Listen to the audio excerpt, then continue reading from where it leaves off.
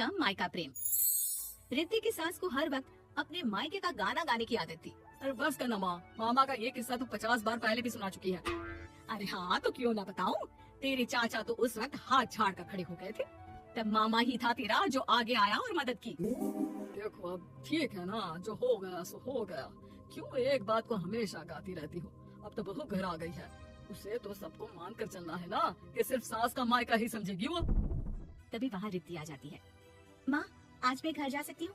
माँ को मेरी बहुत याद आ रही है। शादी के बाद एक बार भी नहीं गई। हाँ तो कौन जाता है। अरे मेरी शादी के बाद जब मैं विदाई होकर आई, इतना बड़ा ससुराल मेरा, खाने वाले 10 लोग और बनाने वाली मैं सिर्फ एक। ऐसा लग रहा था जैसे सिर्फ खाना बनाने के लिए ही ब्याह किया है। वो तो मेरा भाई था, गांव से एक काम करने वाली चाची को भेज दिया जो मेरा हाथ बटाती थी। और उसको पैसा, खाना, कपड़ा, रहने के लिए कमरा, वो सब किसने दिया था? तुम्हारे भाई ने। ये मामला रोज का था।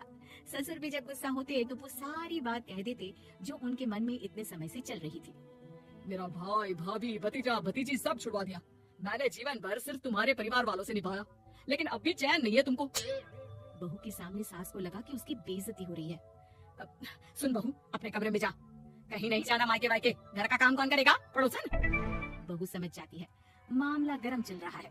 कमरे में जाने में ही भलाई है। कमरे में क्या है? तुम्हारी माँ हर वक्त चिक चिक चिक करती रहती है।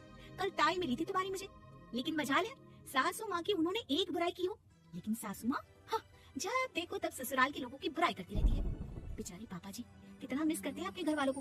मेरा तो बड़ा मन करता है कि ताऊ जी, चाचा जी और सब मिलकर रहे, ना साथ रहे लेकिन आना जाना तो ठीक से रखिए।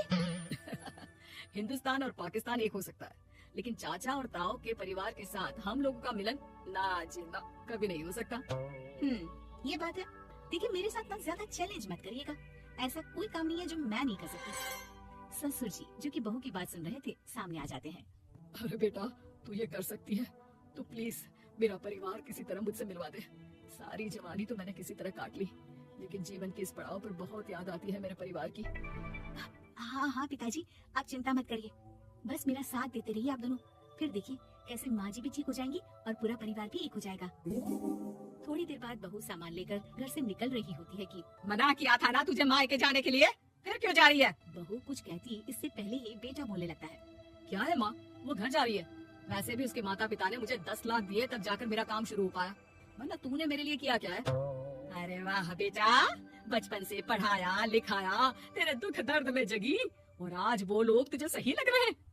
और फिर ससुराल में लड़की खुश रहे, ये तो मायके वालों की जीवन भर की जिम्मेदारी रहती है। तो ये तुमको भी तो सोचना था ना।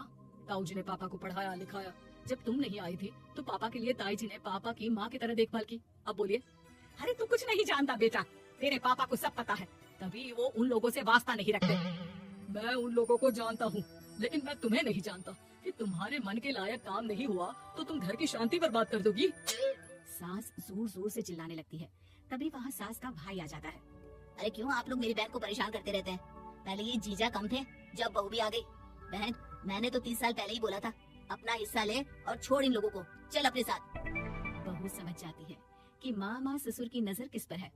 देखा, तुम लोग मुझे अकेला मत समझना, मेरा भाई खड़ा है आज भी मेरे लिए। बहू मायके जाती है और आते वक्त साथ में एक नौकरानी ले आती है।